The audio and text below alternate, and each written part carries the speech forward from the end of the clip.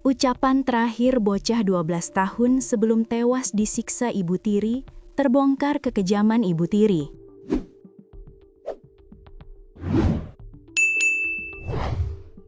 Mama, oh kan, yang ke mama kan, ya, tuh. Sebuah video memilukan yang merekam detik-detik terakhir NS 12 tahun, bocah asal desa Bojongsaru, Kecamatan Jampang Kulon, Kabupaten Sukabumi, kini viral dan membuat publik terpukul. Dalam kondisi tubuh penuh luka bakar, NS memberikan kesaksian kunci yang mengungkap tabir gelap di balik kematiannya. Momen tersebut terjadi saat pihak kepolisian tengah meminta keterangan kepada korban di tengah perawatan medis yang kritis. Ketika ditanya mengapa tubuhnya penuh luka, NS dengan sisa tenaganya langsung merespons. Momen tuh yang mengiris hati.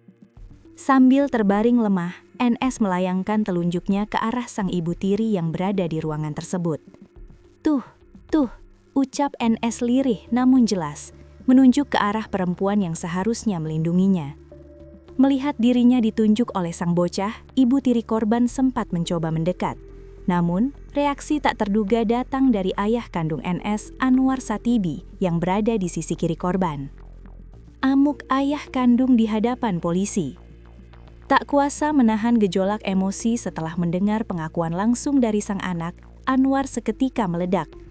Di hadapan petugas kepolisian, ia langsung memukul istrinya, ibu tiri korban tersebut. Isak tangis dan makian penuh amarah pecah di ruangan itu.